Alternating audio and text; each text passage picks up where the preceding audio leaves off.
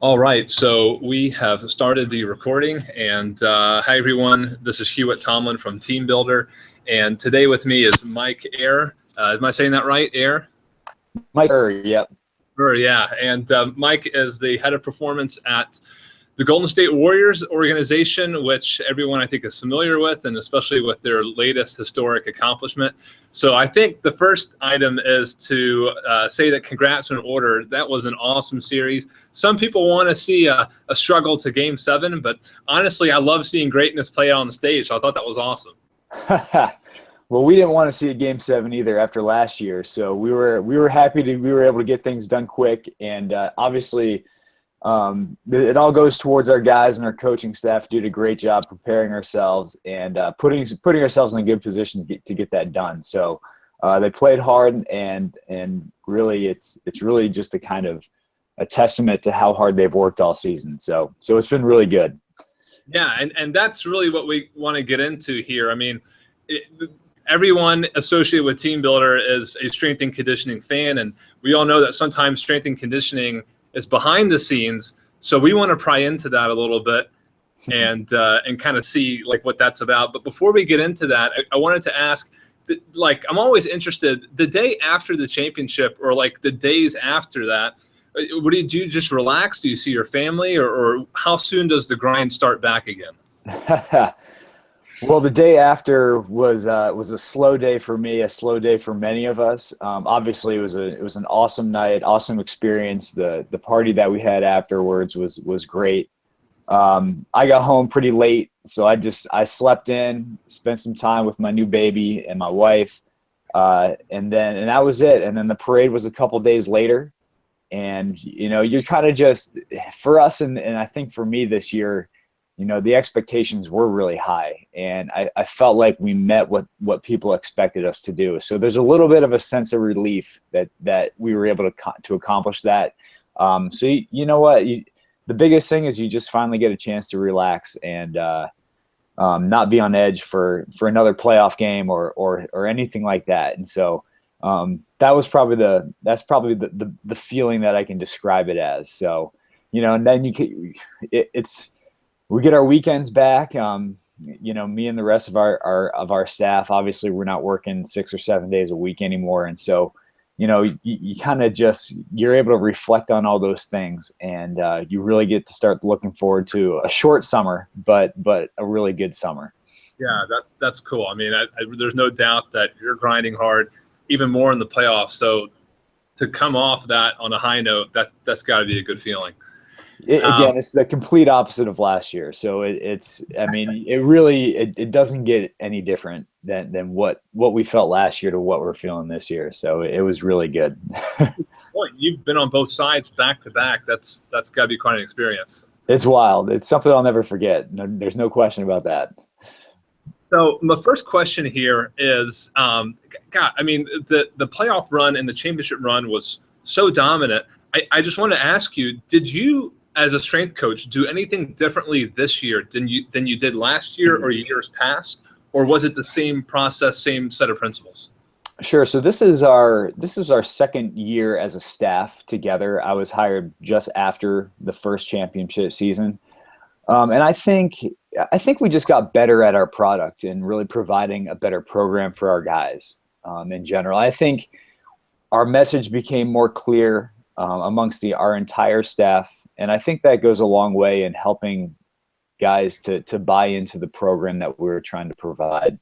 And so I think that was probably the biggest thing, is that we were more effective in our delivery of our program. And I think even going forward into the next few years, I think that delivery will be even stronger, and I think we'll even get it even better at our strength and conditioning program. So we're not where we need to be yet, but I feel like we're moving towards that. And I think we're putting a lot of expectations on our staff to continue to get better. And hopefully our athletes will see that as well. So there will be some changes this summer, and I think a lot of those things will help us move in the right direction to really providing a clear message of what we're trying to do. That's cool. I mean, it's kind of crazy to hear that you're still not where you want to be. You've got more. I mean, is it always that way for you though? I mean, is there always a better? I think obviously a lot of people in our profession obviously probably feel like they can always be better at what they do. And I think that's a cool thing about the strength and conditioning profession, is that there's not a lot of people who are just, complacent with where their program is currently at, or at least a lot of the people that I interact with who are really driving to push the profession forward. So I feel blessed to be in those conversations with people. But yeah, I think we can be better. And I think, but I think a little bit has to do with still we're only in we're just finished year 2 of a been together. And I think, obviously year 3, better each year, start to develop more rapport with each player. In your organization, you start to figure out the ins and outs of how people work in certain environments and stuff like that. So we're figuring a lot of those things out. I think we can, again, I think we can be better, and I think it will get better. I think we're able to lock in and really focus on some of the things that maybe we were weak at this past season, and build on those things. So we definitely have plans, and hopefully we'll execute them this summer. And when our guys come back in August or September, we'll be ready for them. You sometimes hear amongst strength coaches that at the professional level, how strength coaches approach players is different from high school and college. Do you find that to be true? And if so, how or how not? Yeah, so I don't really have much experience working in a high school. I have worked with some high school athletes. And my college experience is actually, I'd have to go back 10 years to UConn when I was a strength and conditioning intern there. So it's been a while. I think if there's one thing that maybe is the difference is that I'm probably a little bit less dictatorial when it comes to dealing with these guys. I've always felt that I have to be a little bit more democratic, and also along with that, really provide a sell as to why I'm building their program a certain way. Whereas in college or high school, I might be able to just tell an athlete, hey, this is what we're doing. And that's obviously a very general blanket statement. And I know that there's a lot of great strength coaches out there at the college level who are kind of have a MBA like strength conditioning program. But I think that's a big difference, is you're dealing with a lot of guys from rookies all the way up to guys who have played 12 or 13 years in the league, who have worked with maybe 6 or 7 different strength coaches and have their own private trainer. So there is some give and take in terms of okay, what have you done and what has worked for you in the past when you're dealing with a 13-year vet. Whereas a rookie, you can definitely be like, okay, this is what we think we need to do with you, and to get you to where you can be a solid part of this program and this team. I was like, we're going to ask you to do these certain things. So I think probably it's the environment that leads to the difference in how we approach guys, the age differences, the training ages, and those types of things. It's certainly a factor, and it's but I find it enjoyable, because it's much easier for me personally and my personality to approach a guy and be like, hey, let's work on this program with you together, and let's try to find a solution that will make you want to come to the weight room, and so that then I can also provide a good product for you. Yeah, that's really cool.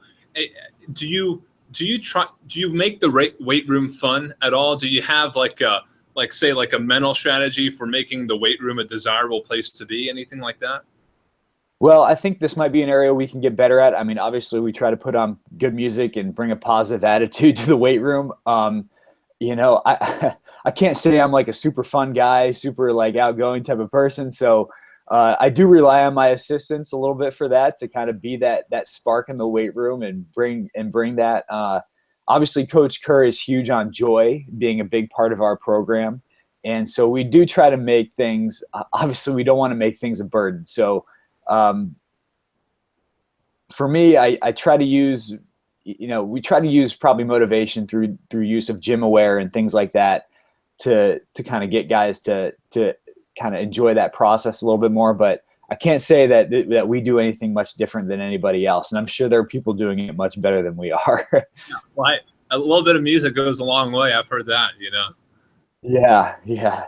So it's, that's what we try to do. And, again, this is probably one area we'll look at this summer and be like, hey, what can we do to make this better? Yeah. So watching guys like Steph Curry, Kevin Durant, awesome superstars, they tend to be really inspiring to young athletes, to the point where a young athlete just wants to focus on that sport and hopefully one day be that good. Me personally, I grew up in the South watching Alabama football. I didn't really think about other sports. I just wanted to be good at football, good at playing my position. Of course, with youth strength coaches and high school strength coaches, the research that's out on long-term athletic development and the importance of multi-sport participation, I think coaches are trying to come back at athletes and parents and emphasize the importance of not specializing at too early an age. Do you have any thoughts on long-term athletic development and multi-sport versus individual sport specialization? I know you said your background is mostly in pro, but do you have any thoughts on that? Sure. And I've had these conversations with our athletes about, what they think their kids should be doing and things like that.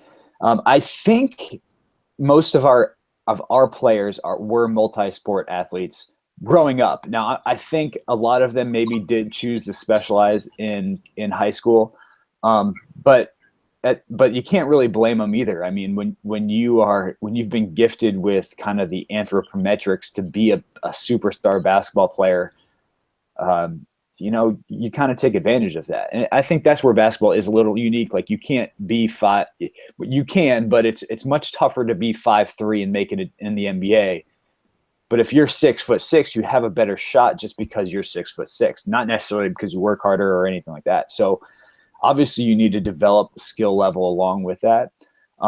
So that's where I do think some specialization would be required. But I think the main problem that we talk about is, obviously, when it comes to this long-term athletic development, is that there is not a plan, and that these athletes are going a whole year of playing competitive basketball where they don't have a chance to sit back and just, head out to the park and play more, where it's a less intense environment, but it also fosters more creativity outside of just the structure of practice and the structure of games and running sets and things like that. And we look at a guy like Steph Curry, whose game is built off of creativity. And I don't think in having his conversations with him and his dad, it wasn't that he played a lot of basketball, but he didn't always play. It wasn't always competitive. He would just go out and play. And then when we think about some other guys who played multiple sports in high school, a guy like Matt Barnes, who was an elite football player as well. They did play multiple sports, and I do think a lot of these guys are straight up gifted, and that's just who they are.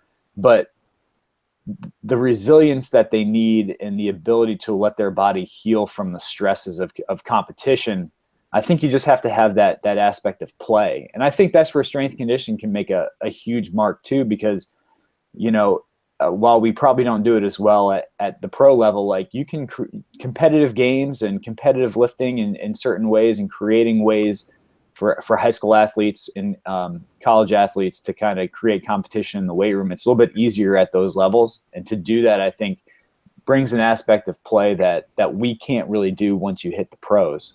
So it's kind of skirted around the question a little bit, but I think, long story short, most of our guys at our level, the successful ones, especially the ones that last 13 plus years, they've played multiple sports growing up. They've picked up hobbies like golf or something along the way, and it's just what they do. I mean, they love competition, and it doesn't always have to be, again, structured tournament type competition. It can be competition that evolves with just the creative, lower intensity aspects of just playful activity. Yeah. You could argue that it's the same for any profession that you take, athletic or not. If you stay within the industry and the profession, you're going to lose out on some opportunities for creativity. Otherwise, I think there are a lot of. Absolutely. And I think that's a huge underrated aspect of a lot of these guys, is they're, you cross sports, you look at a guy like Messi. I mean, what he does, his creativity on the floor. Not everybody's creative, but along with that comes an understanding of just how to play the game, I think. And sometimes, when you're stuck in, especially when it comes to basketball, and you're stuck just running certain plays or certain sets, you lose the aspect of, okay, well, how do I react in a certain situation when a guy moves a certain direction? Do I go back door? Do I do certain things to get myself open? Where, you learn those things when you're just playing out on the court, and you're just messing around, where it's harder when you're in a structured environment to do that, I think, at times. Yeah, no, I'd certainly agree. I've got 2 more questions here. We're going to let you go. Both these questions Sure. by coaches from the National High School Strength Coaches Association. This is a new association, Mike. I'm not sure if you're aware of it, but the premise is that there are a lot of college strength coaches. There are a few professional strength coaches, but there are literally thousands of high school strength coaches, and they're working with kids in their most formative years. So this is a new startup association. I hope one day you might join or come by and speak at one of our events. But I actually went to the group and asked them if they had questions that they wanted to ask you on this podcast, and they did. And one of the questions is, what are the areas of weakness that you see with your athletes at your level that you wish had been taken care of when they were in high school or college? And I think it's an interesting question, because I could go down our roster, and I think everything would be different for each guy.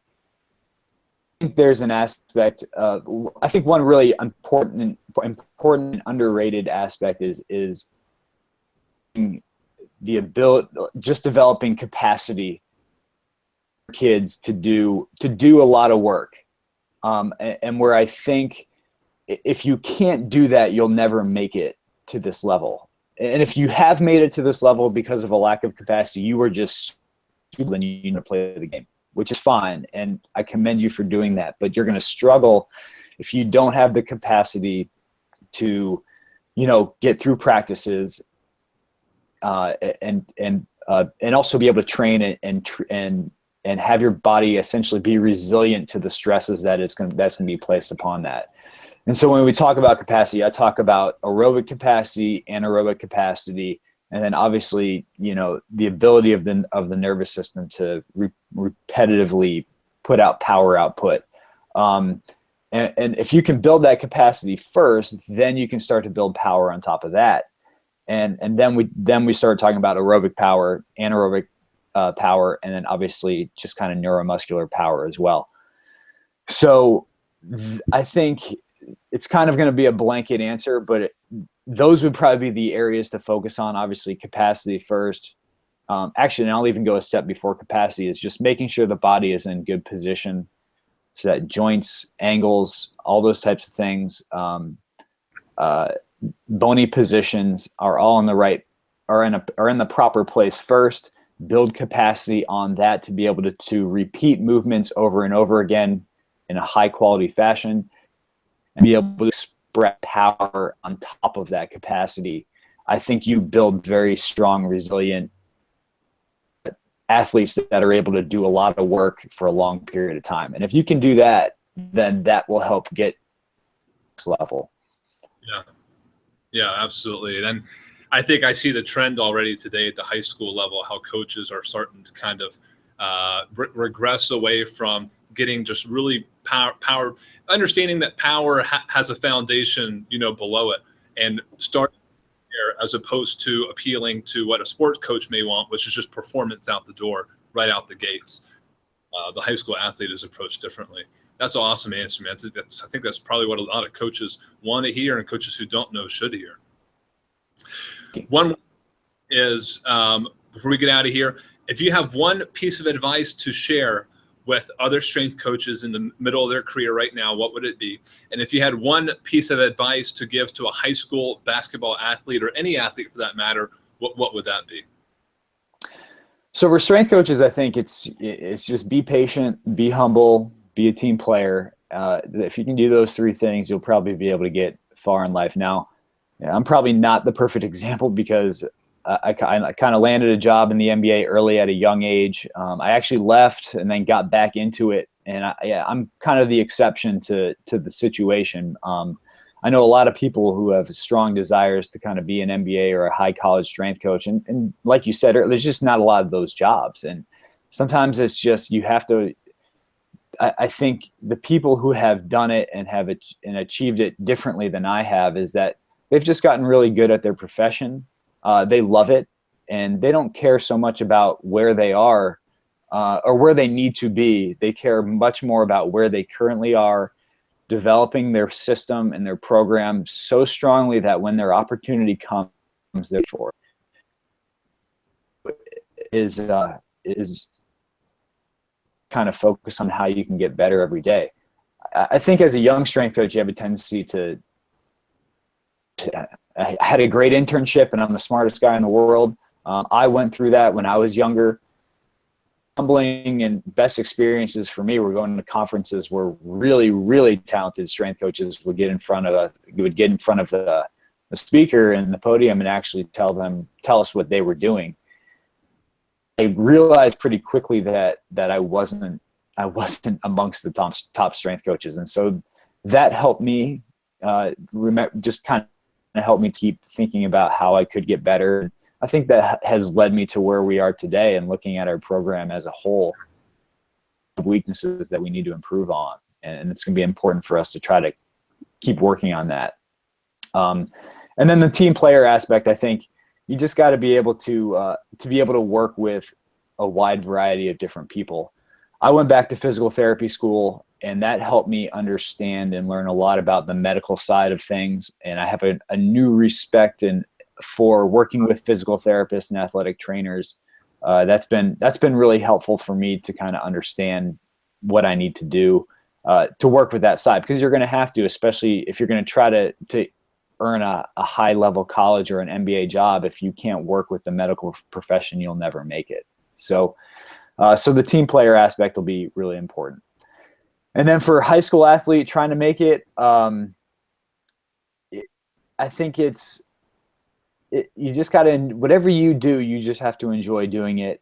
And there's going to be times where it's hard and you're not going to want to do it. But the guys who have made it to this level are the guys who literally go out and play basketball 8 hours a day, and they could do it and they just love to do it.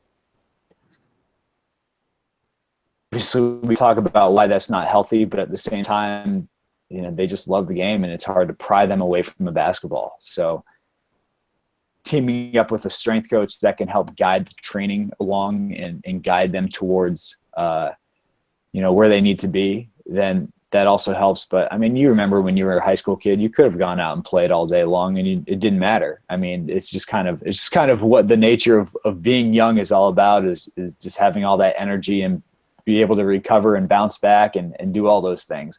But it does help to have somebody, a professional there to monitor you and make sure to say, hey, all right, I can see there are indications that the stress is too much right now and you need to back off. So teaming up with a good strength coach at that level obviously can be really invaluable, especially if you got parents that were pushing hard or if you got a kid that just doesn't understand that rest is important. Yeah. So and just, I want to reiterate this again for young athletes. So Steph Curry, the guy, he's always smiling on the court. He looks like he's having the best time. He hits it through. He's got something going on. Even for him, there are times in his process where things are hard. He probably doesn't want to do it, but he still does it, right? It's not like he's skipping things that he doesn't want to do just to go shoot threes. No, I mean, most of our guys don't skip anything. I mean, it's a testament to the job that our general managers have done to put this team together. Everybody shows up to the weight. Everybody lifts during the season. It's just, if this is an example for our team, is an example for what any team or any young athlete should strive for. And I feel confident in saying that because we have leaders who have put the right people in the right places. And then the other thing I would say, like you said, Coach Kerr he's huge on joy and bringing joy to every day of your life. And I think if you're not enjoying what you're doing, even though it's going to be hard at sometimes, then I don't know if it's worth it. I mean, there has to be that aspect of joy there for you to really, for something to really be worthwhile. So it's probably something I learned too late, and I'm glad that Coach Kerr has been in my life to kind of bring that to me, because it translates into all of our work as well. Is that we really try to make every day enjoyable, being around the people that we are with. You know, when you're playing ball, if you're a young athlete playing ball, find people that you enjoy playing basketball with as well. You know, that's really what it comes down to. Man, you were so generous with your time to do this with us. I know people out there are really going to appreciate it. I appreciate it. So we just want to let you know, again, congratulations. Thank you for doing this. And we hope to see you around on the circuit, and enjoy that little bit of time that you have this summer before you get back to the grind. Thanks, Hewitt. I appreciate it, man. Thanks for having me on. This is an honor. Absolutely. Talk to you later. All right, man. Take care.